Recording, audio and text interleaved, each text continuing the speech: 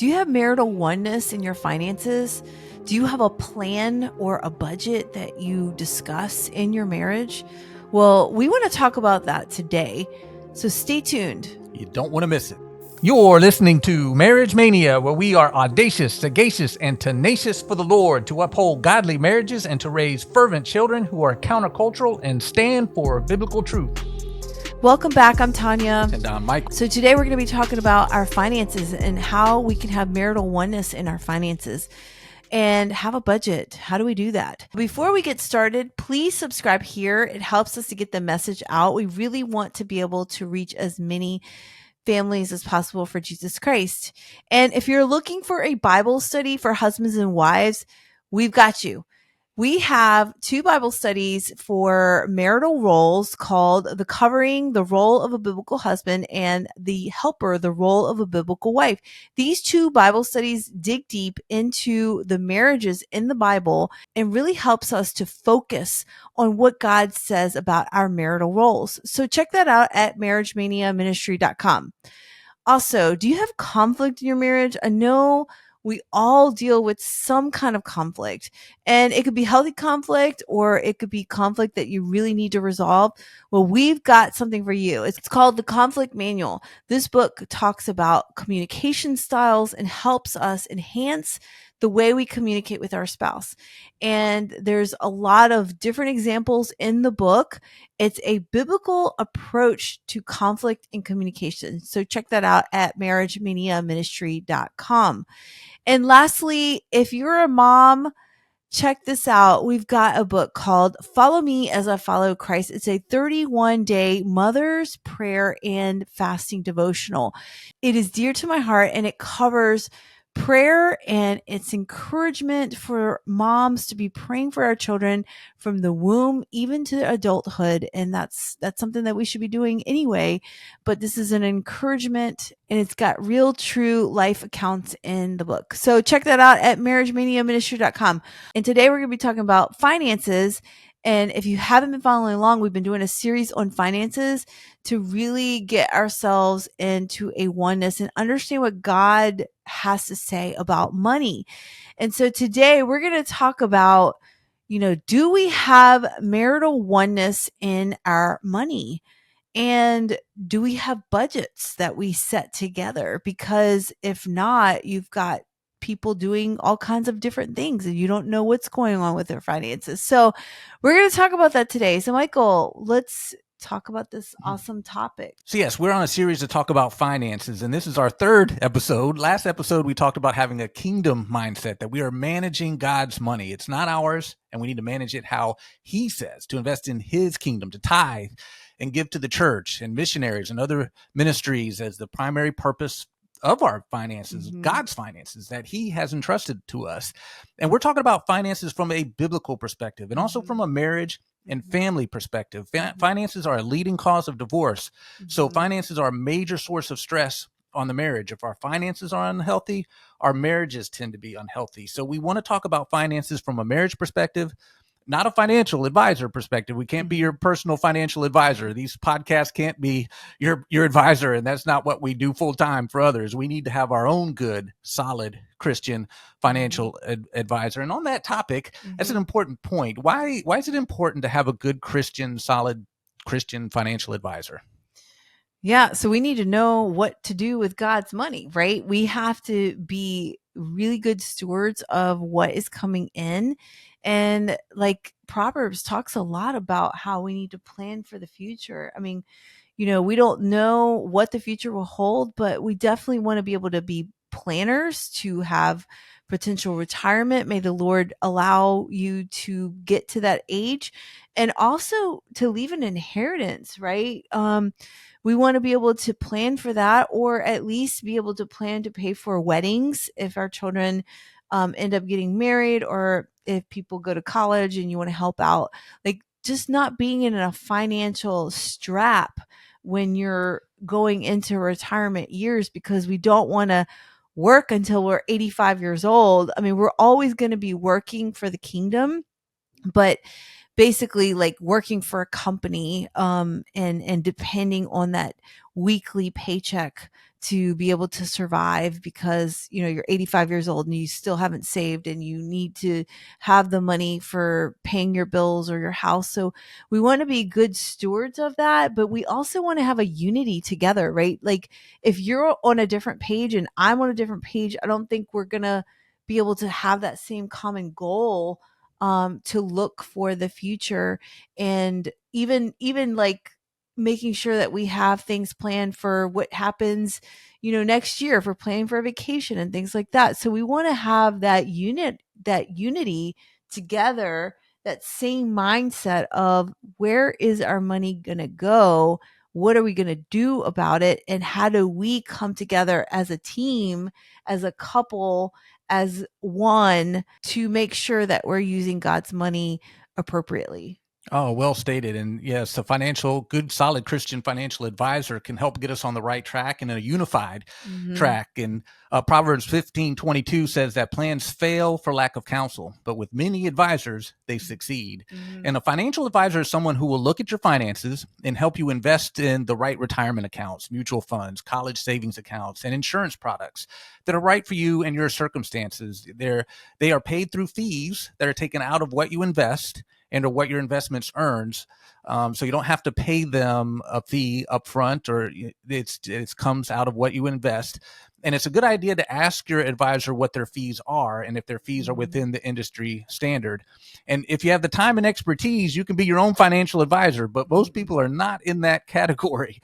An advisor gives a layer of accountability and objectivity with someone who can challenge you on areas you need to shore up with your finances, or things that you don't even realize you need to shore up. You don't even know about them, or areas where your thinking may not be wise. They also stay on top of the best investments and what's going on in the market and the current laws, because the laws change. They change how certain investments work, how tax laws, they change, which changes how your investments are taxed. Most people will come out ahead by paying an advisor who can find the best investments for their needs rather than finding them on their own part-time, along with the other jobs and responsibilities that you have. And again, their fees come out what you invest and earn. They don't bill you. So where do we find a good, solid Christian advisor? Oh man, I would probably Google that.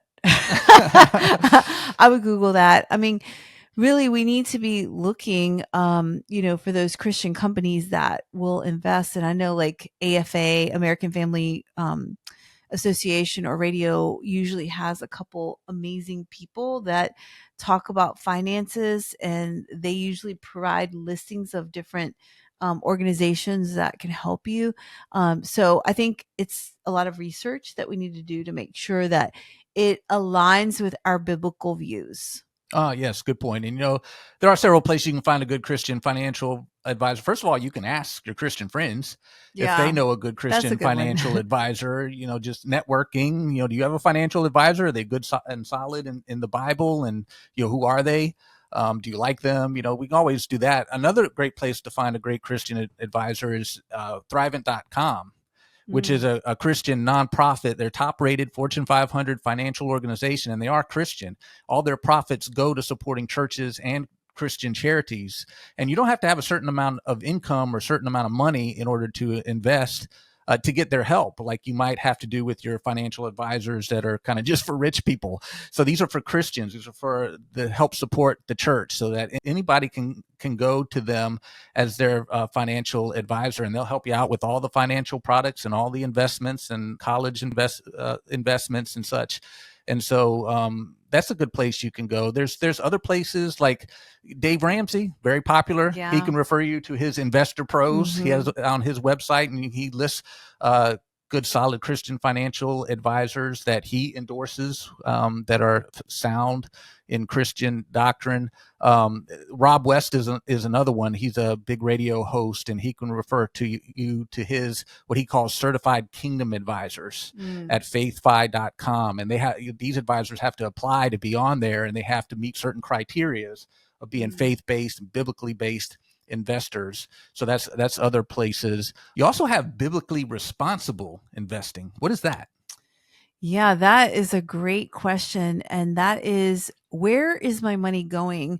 And making sure that the investments that we are putting in together is going to Christian based companies, or companies that have moral values that don't go against the Bible. And so these companies actually spend a lot of time to investigate, is this money going to abortions, or is this money going to a cause that's unbiblical? And so, they go in an extra step to be able to investigate and get that information for us, so that we can know peacefully that, okay, we're going to invest, X amount here, and this is actually going to support biblically based views, and it's not going to go against anything that is immoral that we don't stand for. Right, exactly. When you invest in a mutual fund, that's investing in hundreds, thousands of Yeah. different companies. And, most investment companies, they're not looking and researching to see what kind of companies these are, whether they could be a marijuana company for all I know, or tobacco and alcohol, or in companies that really support a lot of non-biblical causes like abortion or LGBTQ things. So biblically responsible investing are funds that have responsible portfolios that you can request. Like Thrivent has biblically responsible portfolios that you can request, that only invest in biblically responsible companies. There's also timothyplan.com, oneascent.com, guidestonefunds.com, and Eventide at faithandinvesting.com. They all offer mutual funds and other financial products that only invest in biblically responsible companies and have money managers that can assist you. So the companies either support Christian causes, or they're just kind of neutral. They're not really into politics or supporting anything, so they're safe to invest in. Dan Celia's financialissues.org has a system that guides you in how to invest with biblically responsible investing, so that all your investment dollars are going to companies that are biblically sound. There's a yearly fee with him, and he gives you access to tools to kind of manage your own investments. So you have to kind of, his requires you a little work. You're kind of self-managing some things with his advice. But he seemed to be the groundbreaking forerunner to that biblically. He's a strong advocate. He's passed away now, but his company still exists, and they were strong advocates and still are for biblically responsible investing. Let's make sure our dollars are going to kingdom-minded. Yeah, at the very least, not going to companies that are contrary to the Bible. And that's an important factor to think about when you're investing your dollars. Make sure they're going into biblically sound investment dollars. If you also want to manage your own accounts, there are like Charles Schwab has robo advisors that can help you kind of do your own. That again requires work. There's less fees. So those are people that are like, I can't stand paying all these fees, and that takes away from what my investments can earn. Again, you have to have the time to kind of really look into this. I wouldn't just totally go by some kind of robotic, but they can be helpful to some people. But another aspect to think about is when your children start working summer jobs and such, we need to make sure that we set them up with their own financial advisors, perhaps the one that we use. Get them started. Yeah, a lot of parents don't even think about this. I didn't even find out about any of this until after I was well into a career and just listening to some financial programs and finding this afterwards. We need to teach our children all of these. That's why we need to be up on the basics of these financial principles, so we can teach them to our children. And then we set our children up with a financial advisor, because to get them started, once they start working in their high school ages, or even maybe in middle school, if they're working a job and they're bringing in money, we can start them, open up retirement accounts right away, get them started in those things. And there's other financial investments, college savings, and things that they can get started on. Yeah, I think that's great. I mean, IRAs, things like that, so that when they become older, they already have that habit, that healthy habit of, okay, I'm supposed to do what? 10% to the Lord first, and then the rest, invest, and make sure you have some money for spending and other things. But investments are really important. Right. And we talked about last time that start your kids off on an allowance when they're really young, and have them set aside first their tithe, and they're 10% of what they brought in. And also then 10 or 15% goes to long-term savings. And once they get into high school, set them up with a financial advisor. Let's start on retirement account. If you know anything about compounding interest, the sooner you start on this, the better. It can start compounding and working for you. So, most people don't find out about these until well into adulthood, and they're starting later. If you can start in middle school and high school, oh wow, you're just way ahead of the game. And they're already coming out into a career having a lot of these financial structures set up, and they just need to start funneling a certain percentage of their income right in there, like taxes. I mean, what a great way to start off our children in these things. And a financial advisor can really help them get on the right track. Yeah, I think it helps them too to be mindful of where their money is going and making sure that they're planning for the future. And I know we'll talk about debts in a future podcast, but it also helps them to stay away from that. So I think that was really good. Yes. And, don't think, though, that it's okay, I got a good financial advisor, therefore I don't really need to learn too much about finances. I'll just follow what they say. Why is that not a good idea? Because it's kind of like the Berean principle in the Bible, right? Like, that's a good point. We want to make sure that what people are telling us is actually correct. If somebody says something about the Bible and I already know that verse, then I understand because I've been reading it. But if I don't remember that verse or I don't know, I want to go and look at it myself. So if a finance advisor is going to say, hey, you need to put 80% of your money here, and the question should be, but why? We should be investigating as well and not just letting someone lead us into something. And we also need to discuss it together as a couple, so that we're okay with that, praying about where our money should be allocated. So we shouldn't just listen to, advice with the finances. We should also listen and research and know, and also pray and make a decision. Right. It's always a good idea to at least go into any situation where somebody's advising you on what to do, to already have a solid base of knowledge of the basics, in order, because a lot of times they're going to give you options. Well, you could do this, you could do that. I can't really tell you what to do. It's like, I'll kind of tell you the benefits of each one. And if it's the first time we've ever kind of experienced that information, it can be confusing. Yeah. Whereas if we already have a base of knowledge, then it's like, okay, yeah, I completely understand what you're talking about, and I can see the options. And I think I remember hearing about that and which one was probably better for us. And so it just makes things go a lot smoother. You can like you were saying, you can double check about what the advice they're giving. And there are different opinions out there. And sometimes, even financial advisors, even though they're supposed to be fiduciaries and they're operating under our interest, not theirs, sometimes self-interest can just cloud people's thinking. And that just naturally happens. And it's like, well, they might just steer you towards something that just gets them better fees on, and they might not purposely be doing that, but they might just be biased. Right. We all have that natural bias towards things that kind of benefit us as well. And so you want to have that base of knowledge to say, well, Dave Ramsey says that these products are not a good idea. Maybe I need to research this a little more. And I'm kind of curious why you're kind of steering me in that direction. And so it's really good to just be able to double check some things, and and the Berean principle. I like how you said that. Trust but verify. Yes. As the Bereans did, they received information with all readiness of what Paul was saying, but they went back and they checked to make sure that what they were hearing was true in Scripture. That's what we should do with Scripture. That's what we should do with everything. Yeah. And we should and you got to have a base of knowledge in order to do that. So. Yeah, so financial advisors can help you develop a plan for your finances, a unified plan, so you're headed in the same direction as a couple, in the right direction, and a healthy direction, and a direction that is most beneficial to you and your circumstances.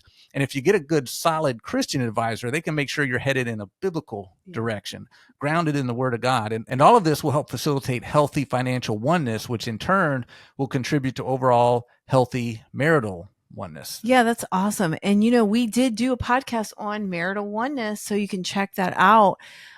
This was a great conversation. Another just great overview of just understanding where our money is going to go. And we covered a little bit about budget. We'll be talking a little bit more about budgets in our next podcast. So please stay tuned.